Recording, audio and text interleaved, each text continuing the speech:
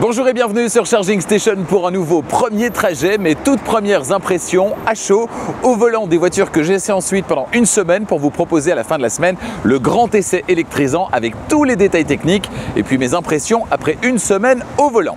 Alors la voiture qui se trouve derrière moi, c'est une vraie nouveauté. Je l'avais découverte et je vous en avais fait profiter d'ailleurs du côté de Zandvoort aux Pays-Bas dans la vidéo EV Experience, l'événement auquel j'ai assisté là-bas. Je l'avais découverte un petit peu par hasard au détour d'une allée et elle m'avait laissé une excellente première impression en statique.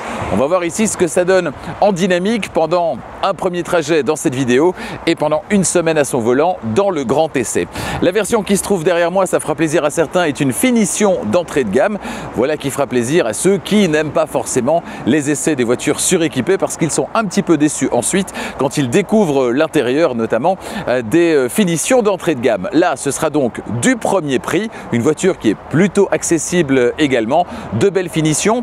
Firefly qui fait partie de la galaxie NIO, ce constructeur chinois plutôt positionné premium, plutôt positionné haut de gamme, sauf avec cette Firefly qui se veut nettement plus accessible. Alors on va aller faire un petit tour à l'extérieur. L'intérieur, il y a pas mal de petites surprises également que vous avez déjà découvertes si vous avez suivi la vidéo EV Experience. Et puis mes impressions au volant, je pense qu'il y a une cinquantaine de kilomètres au programme aujourd'hui. Je suis vraiment très excité de vous présenter cette voiture. Pourquoi? Parce que de ce que j'ai vu, elle a l'air vraiment formidable. L'extérieur, l'intérieur, la qualité des finitions à l'intérieur, également l'interface. Vous allez voir, ça fait très mini l'interface. J'ai juste peur d'une chose évidemment, s'agissant de véhicules chinois, c'est que les aides à la conduite soient pas tout à fait au top, c'est que l'ergonomie générale soit pas tout à fait au top. Est-ce qu'on peut couper facilement les bips sur vitesse, etc. Donc voilà, c'est ma seule crainte pour ce premier trajet. Si ça, c'est dans la poche, je peux vous dire qu'on tient là un banger, comme on dit. Allez, c'est parti, on commence par l'extérieur. Tiens, justement, une NIO, il y en a une là-bas au-dessus, je ne sais pas si vous l'apercevez, la NIO EL6, mais celle qui nous intéresse, c'est donc celle qui se trouve devant moi, à savoir cette Firefly, proposée donc ici, dans sa finition d'entrée de gamme. Alors, finition d'entrée de gamme, ça veut dire quoi? Ça veut dire que le logo, très chouette d'ailleurs, Firefly ici, n'est pas illuminé. Bon, c'est pas très grave. Sur le côté, les jantes sont un petit peu basiques, les jantes de la finition haut de gamme sont magnifiques. À l'arrière, on n'a pas de coffre électrique, mais ça franchement, sur une voiture de cette catégorie, est-ce vraiment un drame? Je ne pense pas. La signature de Firefly, ce sont ces trois petits points qu'on retrouve d'ailleurs dans le motif des sièges sur la finition haut de gamme, mais ce n'est pas le cas, on le verra sur cette finition d'entrée de gamme. Trois petits points qu'on retrouve également ici à l'avant, ce sont les phares. Alors autant à l'arrière, je trouve ça plutôt réussi, autant le seul vrai petit bémol esthétique, mais c'est très personnel évidemment, c'est très subjectif, c'est voilà, ces trois phares à l'avant. Je trouve pas ça super, même si je dois bien reconnaître qu'en vrai, c'est nettement mieux que sur photo ou en vidéo. Pour le reste, on a une couleur sable également sur ce véhicule d'essai. Il y a quelques couleurs qui sont disponibles. D'office, je pense qu'on a un toit noir, histoire d'amener un petit peu de caractère. Allez, on va se rendre maintenant à l'arrière et on va ouvrir ce coffre manuel. Concernant le petit mécanisme, le petit bouton pour ouvrir ce coffre, on peut chercher longtemps si on ne sait pas. Ça ne se passe pas ici, non, ici, non. Alors où est-ce que ça peut bien être? Eh bien, heureusement, je le sais avant d'arriver, c'est pas ici en dessous non plus, et heureusement d'ailleurs parce que ce serait vite sale. Non, ça se passe ici, oui. Petit bouton qui est là, voilà, coffre à ouverture manuelle, déverrouillage électrique, mais ouverture manuelle. Et à l'intérieur, eh bien, on a, je dirais, une place raisonnable compte tenu du fait que cette voiture n'est pas une voiture énorme, mais ça me semble vraiment pas mal en fait.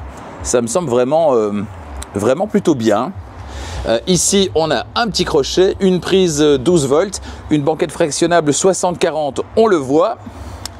Alors, ensuite, on peut ouvrir ici et on n'a pas vraiment de sous-coffre, si ce n'est cette petite partie qui se trouve ici.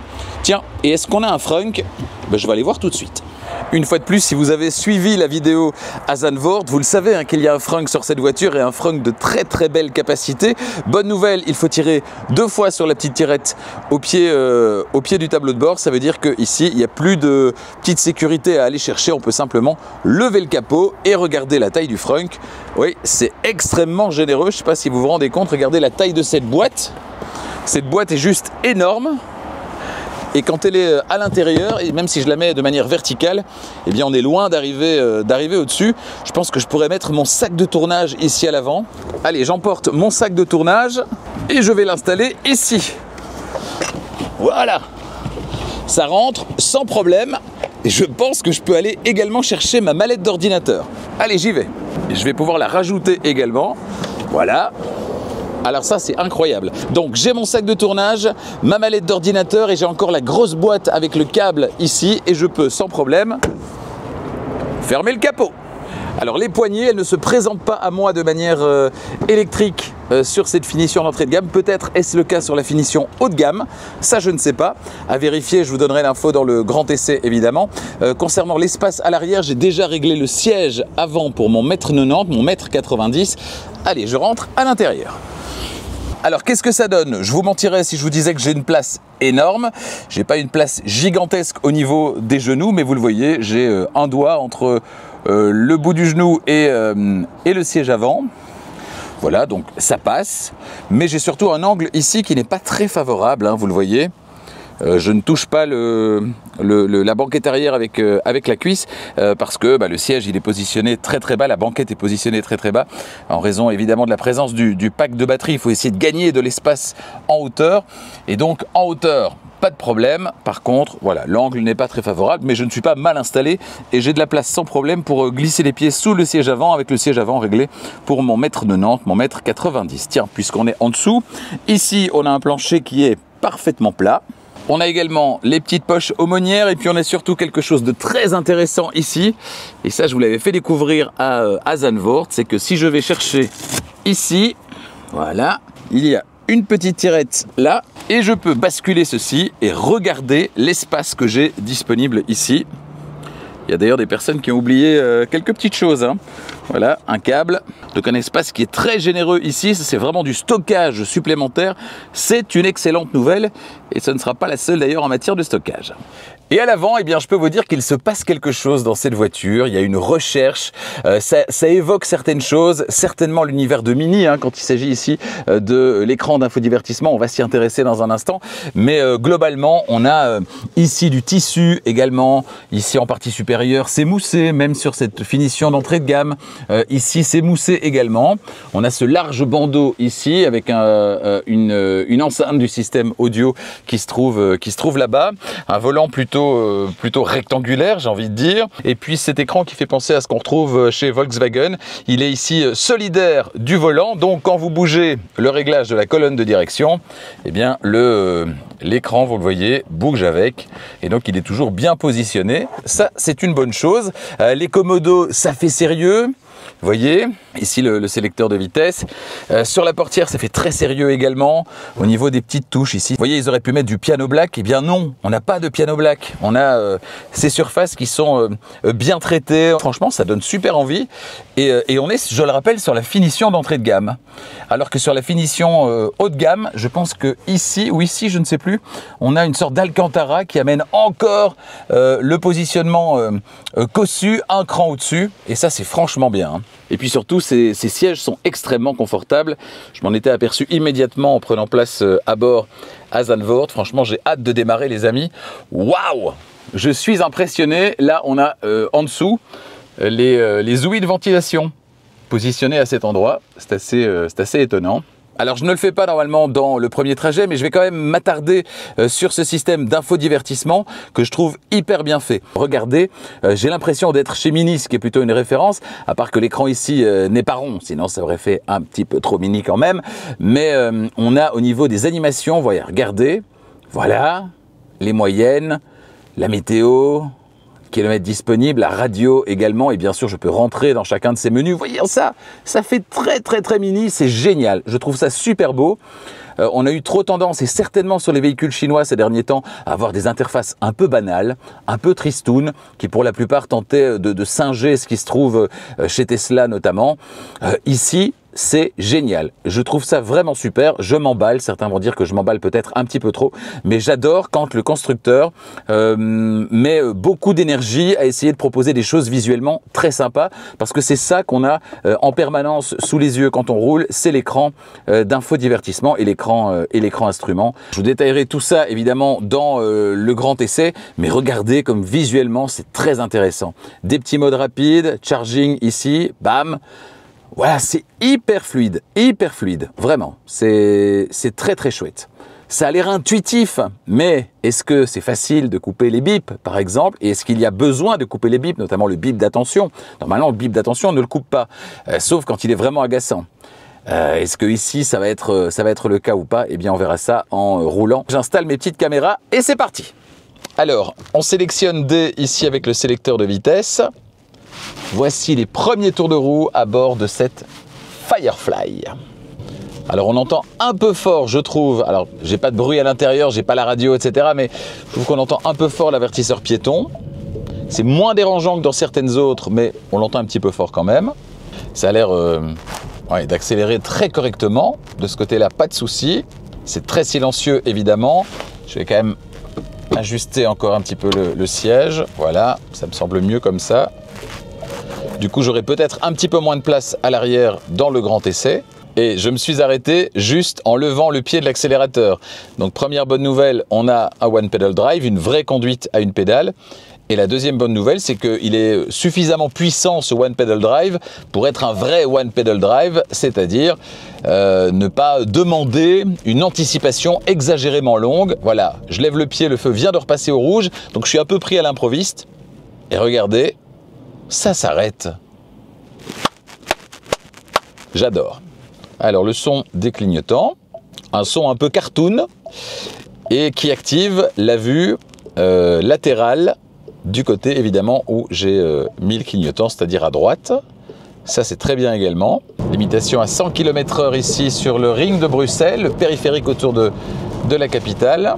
C'est un peu sonore. En termes de bruit de roulement, de bruit aérodynamique, c'est un petit peu sonore, mais rien de gênant, hein, rien de rédhibitoire. Je le dis régulièrement, ça dépend toujours de ce qu'on a comme référence. Si vous venez d'une voiture diesel par exemple, vous allez la trouver extrêmement silencieuse. Si vous venez d'une voiture électrique déjà très silencieuse, vous allez peut-être la trouver un petit peu sonore, mais rien de grave.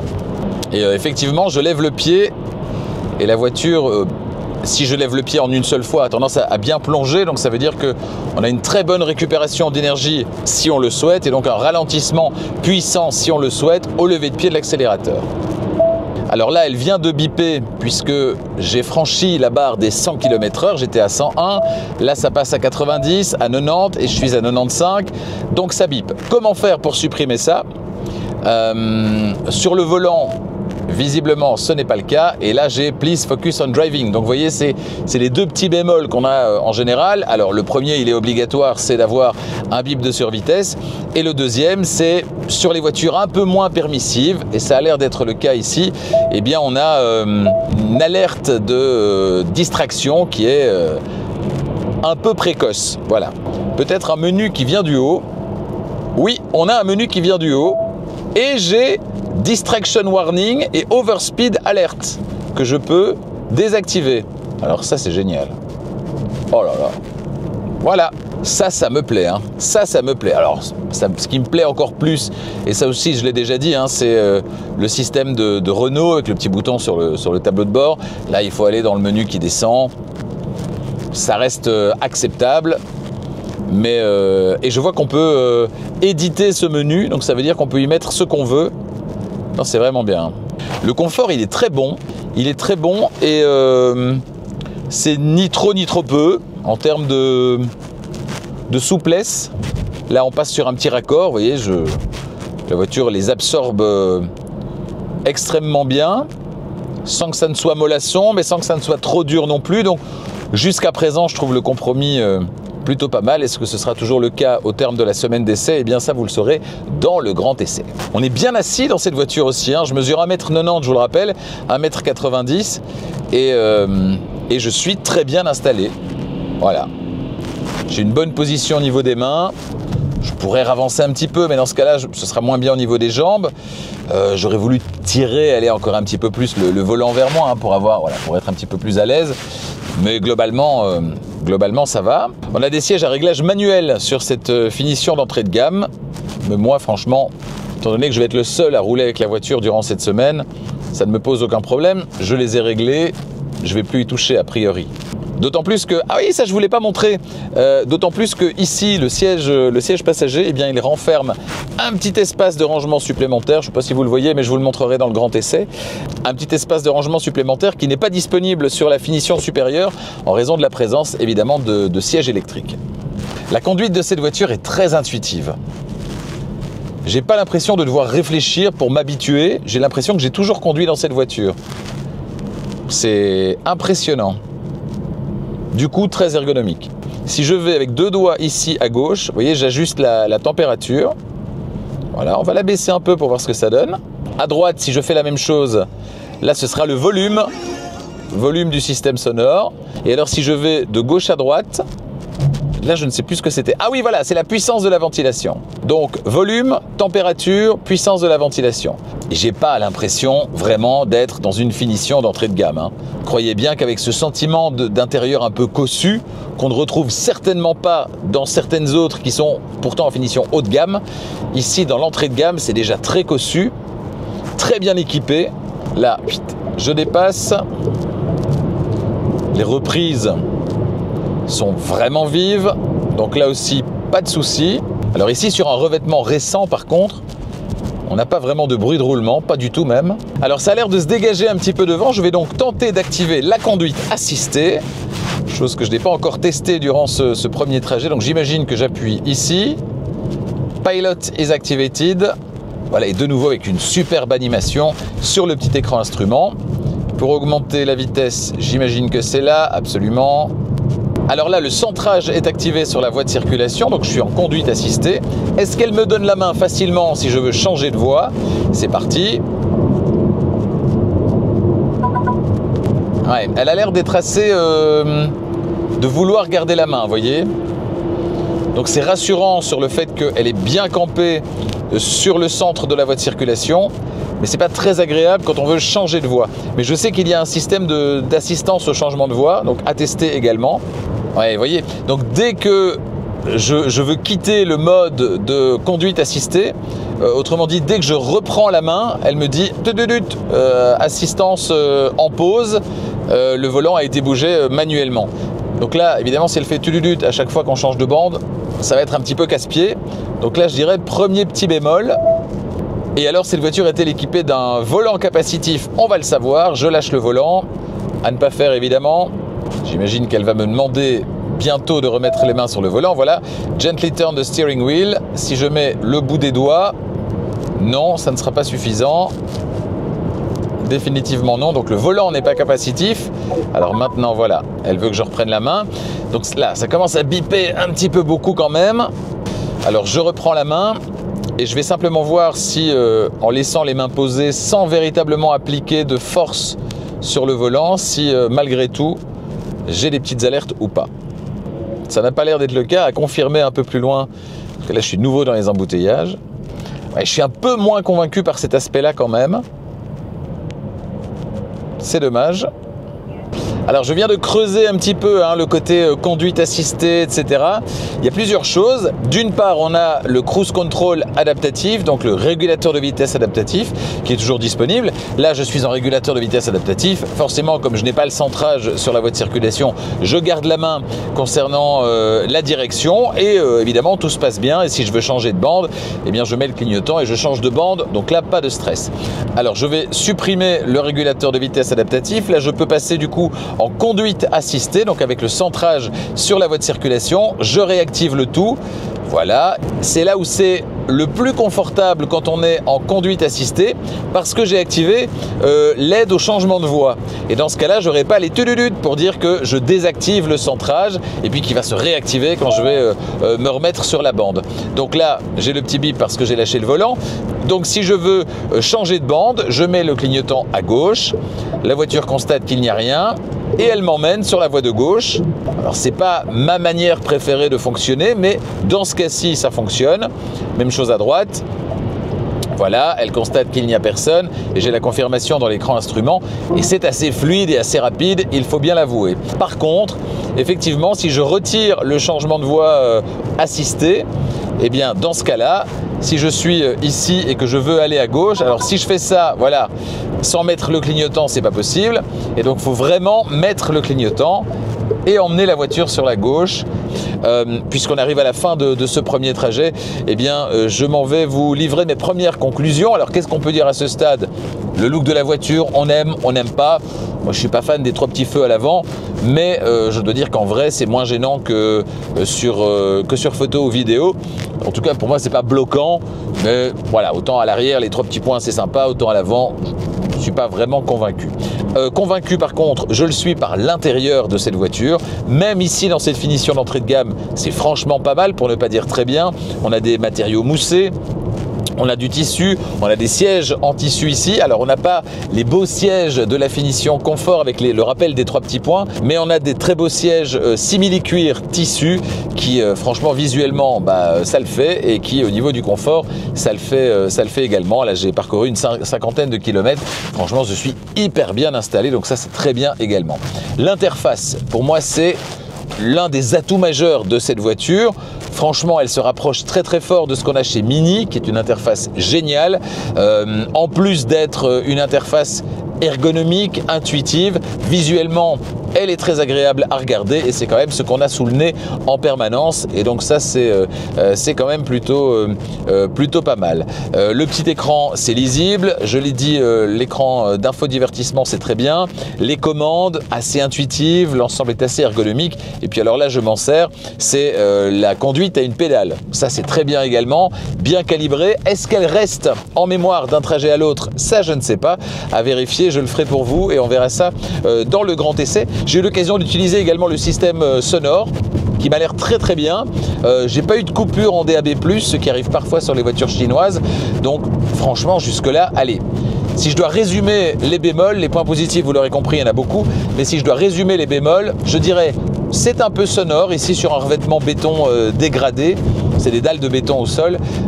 Voilà, je dirais c'est un peu sonore globalement. En tout cas, quand on n'a pas de bruit du tout dans la voiture, c'est un peu sonore. Et puis alors, je dirais le système de conduite assistée qui est peut-être un peu trop rigide. Voilà, c'est vraiment les 2 bémols que j'ai repérés durant ce premier trajet. Tout le reste est vraiment très très bien. Et donc cette voiture a de sacrées qualités. Alors est-ce qu'à la fin de la semaine, je vais toujours être convaincu? C'est la grande question. Peut-être que oui, peut-être que non. Pour le savoir, rendez-vous donc dans le grand essai électrisant de cette Firefly qui sortira dans quelques jours. En attendant, si vous n'êtes pas encore abonné, abonnez-vous à Charging Station et n'oubliez pas d'activer la clochette des notifications pour être prévenu dès qu'une nouvelle vidéo électrisante est disponible. Et la prochaine, ce sera évidemment le grand essai de cette voiture, décidément assez prometteuse. On n'a pas encore parlé du tarif. Je parlerai du tarif de cette voiture dans le grand essai et vous serez surpris de ce qu'on peut avoir pour cette somme. On en a vraiment pour son argent dans cette voiture. On en reparle donc très très vite dans le grand essai. À bientôt.